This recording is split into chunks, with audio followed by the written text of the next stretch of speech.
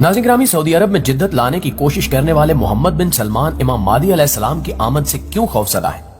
मोहम्मद बिन सलमान जिस तरह से सऊदी अरब को तब्दील कर रहे हैं वो ऐन अहादीस के मुताबिक है, जिनमें सऊदी अरब के हवाले से इंतहाई अहम पेशगोइयां शामिल हैं। सवाल यह है कि कुर्ब क़यामत में अरब के बादशाह किन किन इस्लामी कवानीन को तोड़ेंगे, बादशाहत के नाम पर कौन कौन से शहजादे आपस में लड़ेंगे और इस्लामी रिवायात के मुताबिक ये सब कुछ कैसे और क्यों कर मुमकिन होगा।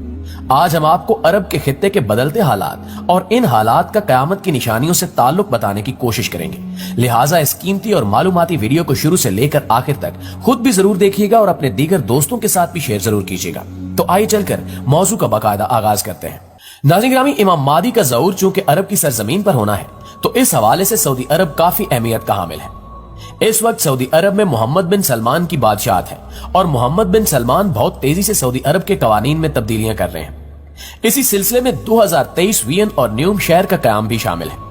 लेकिन हमारे प्यारे नबी हजरत मोहम्मद सल्लल्लाहु अलैहि वसल्लम ने इसके बारे में 1400 साल कबल ये खबर दे दी थी कि अरब की सरजमीन में किस हद तक तब्दीली रुनुमा होगी।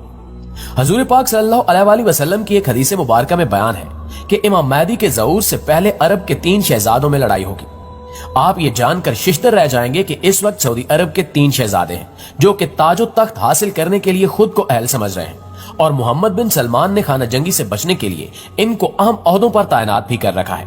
उलमा के नजदीक हदीस में जिन 3 शहजादों की लड़ाई का जिक्र आया है, मुमकिन है वो मौजूदा दौर के सऊदी शहजादे ही हों। मोहम्मद बिन सलमान ने कुछ इस्लाम मुखालिफ इकदामात भी उठाए हैं, जिनमें मौजूदा रमजान में लाउड स्पीकर पर पाबंदी लगा दी गई है, बच्चों के मस्जिद में आने पर पाबंदी, इसके अलावा तरावी की नशरियात भी बंद करवा दी गई हैं। इस तरह के इकदामात मोहम्मद बिन सलमान की शख्सियत को मशकूक बना रहे हैं। मुद्दा यह है कि इमाम मादी का ज़हूर होता है तो सऊदी शहजादे को अपने ओहदे से बर्खास्त होना पड़ेगा, क्योंकि जब इमाम मादी का ज़हूर होगा तो सब मुसलमान इमाम मादी को अपना रहनुमा और बादशाह मान लेंगे। दोस्तों, यूं तो नबी पाक सल्लल्लाहु अलैहि वसल्लम ने कयामत की बहुत सारी निशानियां बयान की हैं, जिनमें एक हदीस मुबारक ये भी है कि ऊंटों और बकरियों के चरवाहे बरिना बदन और नंगे पांव होंगे। वो एक दूसरे से मुकाबला करते हुए लंबी लंबी इमारतें बनाएंगे और फख्र करेंगे। आज अकल हैरत ज़दा है कि सऊदी अरब के शहर रियाज को ही देख लें। फलक बोस इमारत जा बजा सर उठाए खड़ी हैं और बुलंदो बाला इमारतों का ये मुकाबला आज अपने अरूज पर पहुंच चुका है। दुबई में बुर्ज खलीफा पहले से कायम था और अब बुर्जुल अरब बनने जा रहा है। बुर्ज खलीफा की इमारत दुनिया की सबसे ऊंची इमारत बनी तो साथ ही शहजादा वलीद बिन तलाल ने जद्दा में इससे भी बड़ी इमारत बनाने का ऐलान किया, जो धड़ाधड़ बनती चली जा रही है।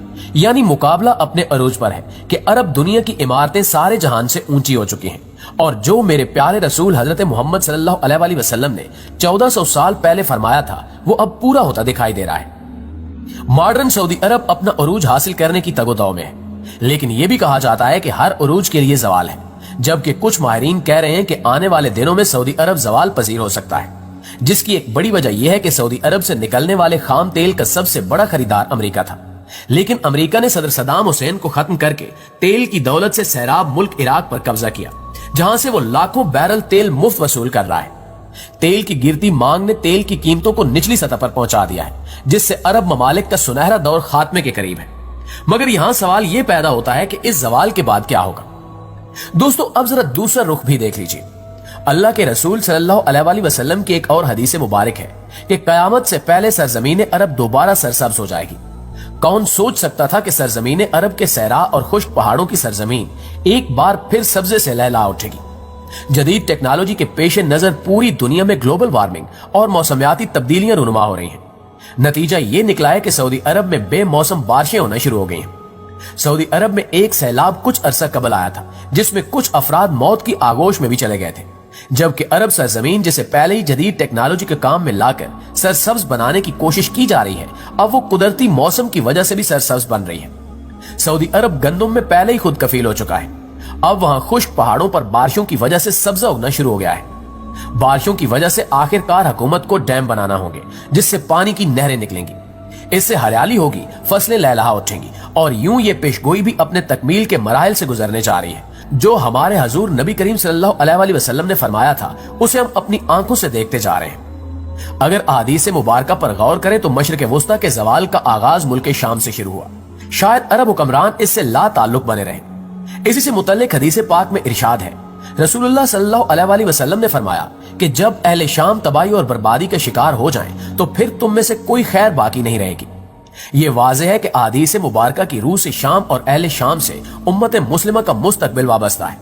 اگر ملک شام ایسے ہی تباہ و برباد ہوتا رہا تو پوری امت مسلمہ کی خیر نہیں ہوگی۔ مسلم سکالرز کی تحقیق کے مطابق ملک شام 90% تک تباہ ہو چکا ہے اور صرف 10% باقی ہے، یعنی ملک شام مکمل تباہی کے بعد اب نزع کے عالم میں آخری ہچکیاں لے رہا ہے۔ اس حدیث مبارکہ کے حساب سے عرب ممالک کے سنہرے دور کے خاتمے کی اہم وجہ ملک شام کے موجودہ حالات ہیں۔ گویا کہ نبی کریم صلی اللہ علیہ وآلہ وسلم کی ایک اور پیشگوئی کی علامت ظاہر ہو رہی ہے یا ہو چکی ہے۔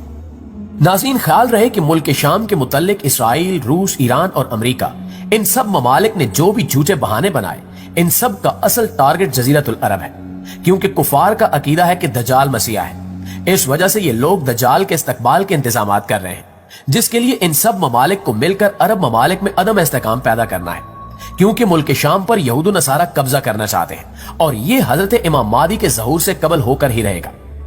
کتاب الفتن میں ہے کہ آخری زمانے میں جب مسلمان ہر طرف سے مغلوب ہو جائیں گے، مسلسل جنگیں ہوں گی، شام میں بھی عیسائیوں کی حکومت قائم ہو جائے گی، سعودی عرب، مصر اور ترکی بھی باقی نہ رہیں گے، ہر جگہ کفار کے مظالم بڑھ جائیں گے، امت آپسی خانہ جنگی کا شکار ہو جائے گی۔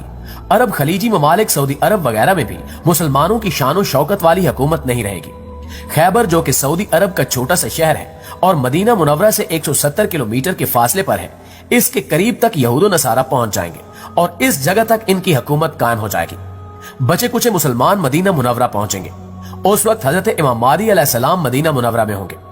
دوسری طرف دریائے تبریہ بھی تیزی سے خشک ہو رہا ہے، جو کہ حضرت امام مہدی علیہ السلام کے ظہور سے قبل خشک ہو جائے گا۔ مگر کیا آپ جانتے ہیں کہ عالمی جنگ کا مرکز کون سا خطہ ہوگا؟ صاف نظر آ رہا ہے کہ مشرق وسطی ہی متوقع ہے اور غزوہ ہند ہو کر رہے گا۔ یہاں بھی انڈیا اور پاکستان کی رنجشیں اور اب تر ہوتے حالات سے بھی ایسا لگتا ہے کہ ہم غزوہ ہند کی طرف بڑھ رہے ہیں۔ دوستو، آنے والے ادوار بڑے پرفتن نظر آ رہے ہیں اور اس کے متعلق بھی نبی کریم صلی اللہ علیہ وآلہ وسلم نے فرمایا کہ میری امت پر ایک دور ایسا آئے گا جس میں فتنے ایسے تیزی سے آئیں گے جیسے تسبیح ٹوٹ جانے سے تسبیح کے دانے زمین کی طرف آتے ہیں۔ آخر میں یہی دعا ہے کہ اللہ پاک ایمان کی سلامتی عطا کرے اور اپنی حفظ و امان میں رکھے۔ موجودہ حالات کے پیش نظر اپنی نسلوں کی ابھی سے تربیت اور ایمان کی فکر کرے۔ موبائل کے بیجا استعمال سے، رات دیر تک جاگنے، فیشن اور یہودی انداز اپنانے سے اور نمازوں کو ترک کرنے سے روکے، ورنہ آزمائش کا مقابلہ دشوار ہوگا۔ سوچئے، سمجھیے اور اصلاح کیجیے۔ انشاءاللہ آپ سے ملاقات ہوتی ہے اگلی ویڈیو میں، تب تک اپنا ڈھیر سارا خیال رکھیے گا۔ اللہ نگہبان۔